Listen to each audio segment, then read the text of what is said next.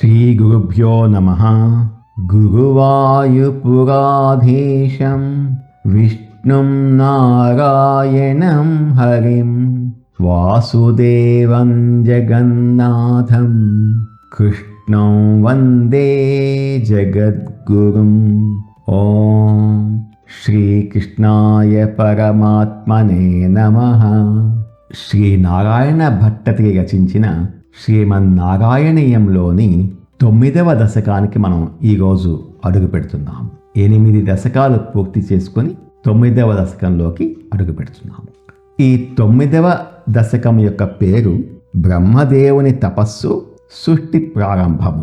ఈ దశకాన్నే బ్రహ్మ తపోవర్ణనము అని కూడా అంటారు. 8వ దశకం చివరిలో భగవంతుని నాభి కమలం నుండి బ్రహ్మదేవుడు పుట్టాడు కదా. పుట్టగానే ఆయనకు అసలు తాను ఎవరో, తనను పుట్టించిన ఆ పద్మం ఎక్కడి నుండి వచ్చిందో అర్థం కాలేదు. ఆ పద్మం యొక్క మూలాన్ని వెతుకుతూ ఆయన పడిన తపన, ఆ తర్వాత ఆయన చేసిన కఠోరమైన తపస్సు, ఆ తపస్సుకు మెచ్చి శ్రీహరి బ్రహ్మకు బ్రహ్మాండమైన జ్ఞానాన్ని ప్రసాదించి సృష్టి కార్యానికి ఎలా సన్నద్ధులను చేశారో అనే అద్భుతమైన ఘట్టాలను భట్టతిరి గారు ఈ 9వ దశకంలో వర్ణించారు. మనం ఈరోజు 1-2 శ్లోకాలను తెలుసుకుందాము. మొదటి శ్లోకం. స్థితస్స కమలోద్భవ తవ హినాభిపంకేరుహే కుతస్త్విత్ ఇదం అంబుధావుదిత్తమిత్యనాలోకయన్ తదీక్షణ కుతూహలాత్ ప్రతిదిశం వివృత్తాననః చతుర్వదనతాం అగాద్వికసదష్టదుష్ట్యంబుజాం.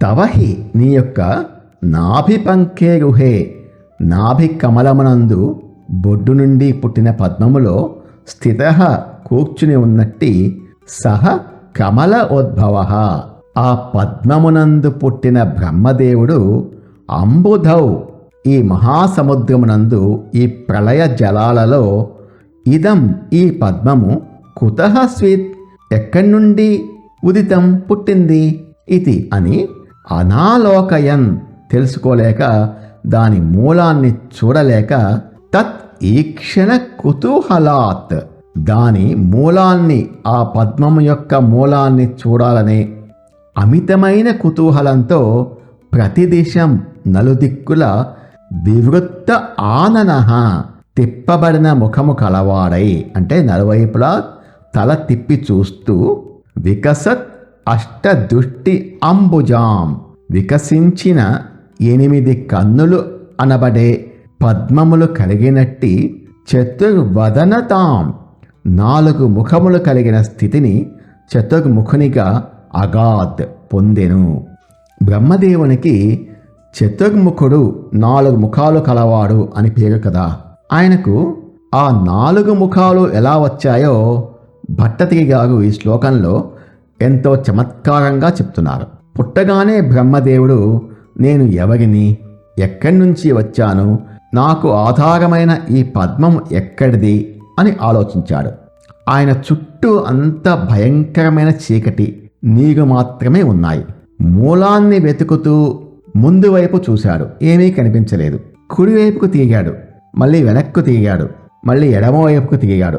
ఇలా నలుదిక్కులా ఒకేసారి చూడాలనే తీవ్రమైన కోరిక ఆయనలో కలగడం వల్ల ఆ యోగ శక్తి చేత ఆయనకు 4 దిక్కులు ఒకేసారి చూడగలిగేలా 4 ముఖాలు, దానితో పాటు 8 కళ్ళు ఉద్భవించాయి.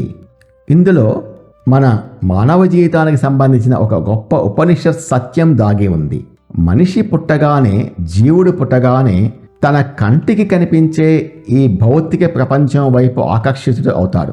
బ్రహ్మదేవుడు కూడా అలాగే పుట్టగానే తన మూలాన్ని, పరమాత్మను తెలుసుకోవడం కోసం నలుదిక్కుల బాహ్య ప్రపంచంలో వెతికాడు.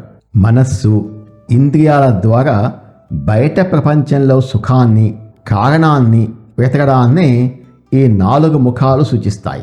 4 ముఖాలతో నలుదిక్కులా వెతికినా కూడా బ్రహ్మదేవునికి పరమాత్మ కనిపించలేదు. ఎందుకంటే భగవంతుడు బయట లేడు. ఆ పద్మానికి మూలమైన తన అంతరంగంలో, తన లోపల ఉన్నాడు. బాహ్య ప్రపంచంలో మనం ఎంత వెతికినా దొరకని ఆ పరమాత్మ తత్వం మనస్సును అంతర్ముఖం చేసుకొని తపస్సు లేక ధ్యానం చేసినప్పుడు మాత్రమే సాక్షాత్కరిస్తుంది అని ఈ శ్లోకం మున్ముందు బ్రహ్మదేవుడు చేయబోయే తపస్సుకు ఒక గొప్ప నాంది పలుకుతోంది. స్థితస్స కమలోద్భవః తవ హి నాభిపంకేయుహే కుతస్త్విత్ ఇదం అంబుధా ఉదితమిత్యనాలోకయన్ తదీక్షణ కుతూహలాత్ ప్రతిదిశం వివృత్తాననః చతుర్వదనతాం అగాత్ వికసదష్టదృష్ట్యంబుజాం. ఓ గురువాయూరప్ప, నీ నాభి కమలంలో పుట్టి అందులో కూర్చుని ఉన్న బ్రహ్మదేవునికి ఎటు చూసినా మహాసముద్రమే కనిపిస్తోంది తప్ప తాను కూర్చున్న పద్మం ఎక్కడి నుండి పుట్టిందో అర్థం కాలేదు. దాని మూలాన్ని చూడలేకపోయిన బ్రహ్మదేవుడు ఎలాగైనా దాన్ని తెలుసుకోవాలనే అమితమైన కుతూహలంతో చుట్టూ ఉన్న నలుదిక్కులకు తన ముఖాన్ని తిప్పి వెతకడం ప్రారంభించాడు. అలా నలువైపులా చూడాలనే ఆయన తపన వల్ల ఆయనకు 4 ముఖాలు, 8 పద్మాల లాంటి కన్నులు ఏర్పడ్డాయి అని అంటున్నారు 2వ శ్లోకం. అలా నలుదిక్కులా చూసిన బ్రహ్మకు ఏమి కనిపించింది, ఆయన మనసులో ఎలాంటి ఆలోచనలు మొదలయ్యాయి అన్న విషయాన్ని ఈ 2వ శ్లోకంలో వివరిస్తున్నారు. 2వ శ్లోకం. మహాగ్నవ విఘాగ్నితం కమలమేవ తత్కేవలం విలోక్య తదుపాశ్రయం తవ తనుంతు నాలోకయన్ కయేష కమలోదరే మహతి నిస్సహాయో హ్యహం కుతస్త్విదిదమంబుజం సమజనీతి చింతామగాత్.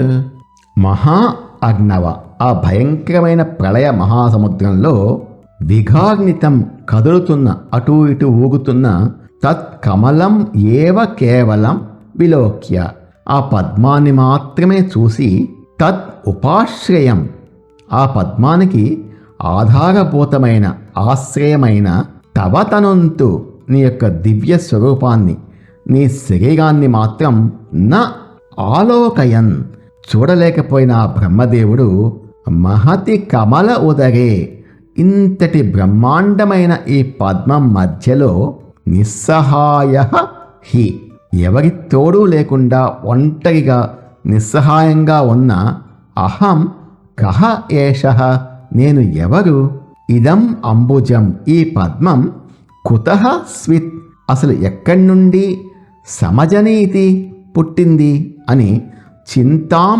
అగాత్, తీవ్రమైన ఆలోచనలో విచారంలో పడిపోయాడు.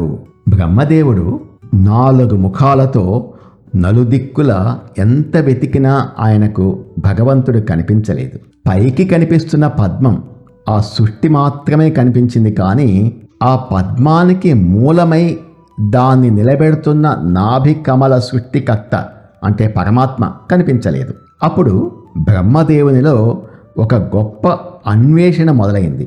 నేను ఎవరు, అహం కహ ఏషః, నేనెవరు, హూ యామ్ ఐ అనేది ఆత్మవిచారణకు మొట్టమొదటి మెట్టు. రమణ మహర్షి లాంటి గొప్ప యోగులు బోధించిన తత్వం ఇదే. జీవుడు తన దేహాన్ని, చుట్టూ ఉన్న ప్రపంచాన్ని చూసి భ్రమపడకుండా తన అస్తిత్వం, తన ఎగ్జిస్టెన్స్ గురించి తనను తాను ప్రశ్నించుకోవడం మొదలుపెట్టినప్పుడే అసలైన వేదాంతం మొదలవుతుంది. ఇక్కడ బ్రహ్మదేవుడు ఒక సాధారణ జీవి స్థానంలో ఉండి ఆ గొప్ప ఆత్మ విచారణను మొదలుపెట్టాడు. బ్రహ్మదేవుడు సృష్టికర్త కదా, ఆయనకు నిస్సహాయత ఏమిటి అని అనుకుంటామేమో. ఇక్కడే ఒక గమ్మత్తు ఉంది. భగవంతుని మాయ ఎంత గొప్పదంటే ఆ పరమాత్మ అనుగ్రహం లేనిదే ఎవరైనా ఒంటరివారే, ఎవరైనా నిస్సహాయులే. జీవుడు తన అహంకారాన్ని వదిలి ఈ బ్రహ్మాండమైన సృష్టిలో తన పరిమితిని గురించి, నేను ఏకాకిని, నిస్సహాయుడిని అని ఎప్పుడైతే తెలుసుకుంటాడో అప్పుడే భగవంతుని కోసం వెతకడం, శరణాగతి మొదలవుతుంది. ఇక్కడ బ్రహ్మకు పద్మం అంటే కార్యం కనిపించింది, కానీ భగవంతుడు కారణం కనిపించలేదు. ఎఫెక్ట్ కనిపిస్తోంది కానీ కాజ్ కనిపించట్లేదు. మనకు కూడా ఈ భౌతిక ప్రపంచం, ఈ సృష్టి కళ్ళకు కనిపిస్తుంది, కానీ దాన్ని నడిపిస్తున్న ఆ పరమాత్మ కంటికి కనిపించడు. బాహ్య దృష్టితో చూస్తే కంటికి కనిపించేదే నిజం అనుకుంటున్నాం. ఆ దృష్టిని లోపలికి మళ్లించి ఆత్మవిచారణ, తపస్సు, ధ్యానం చేసినప్పుడే ఆ సృష్టికి మూలమైన భగవంతుడు సాక్షాత్కరిస్తాడు అని ఈ శ్లోకం మనకు ఒక గొప్ప దిశానిర్దేశం చేస్తోంది. మహార్ణవ విఘార్ణితం కమలమేవ తత్కేవలం విలోక్య తదుపాశ్రయం తవ తనుంతు నాలోకయన్ కయేష కమలోదరే మహతి నిస్సహాయో హ్యహం కుతస్త్విదిదమంబుజం సమజనీతి చింతామగాత్. నలుదిక్కులా చూసిన బ్రహ్మదేవునికి భయంకరమైన ఆ ప్రళయ జలాల మధ్య అటూ ఇటూ కదులుతున్న ఆ పద్మం మాత్రమే కనిపించింది తప్ప, ఆ పద్మానికి ఆధారమై నీటి అడుగున ఉన్న ఆ దివ్యమంగళ స్వరూపం, నీ యొక్క దివ్యమంగళ స్వరూపం మాత్రం కనిపించలేదు. దానితో బ్రహ్మదేవుడు ఇంతటి విశాలమైన పద్మం మధ్యలో ఎవరి తోడూ లేకుండా నిస్సహాయంగా ఉన్న నేను ఎవరు, అసలు నన్ను మోస్తున్న ఈ పద్మము ఎక్కడి నుంచి పుట్టింది అని తీవ్రమైన ఆలోచనలో, అన్వేషణలో పడిపోయాడు. ఓ తత్సత్. నమో భగవతే వాసుదేవాయ. ఏతత్ ఫలం శ్రీకృష్ణార్పణమస్తు. స్వస్తి.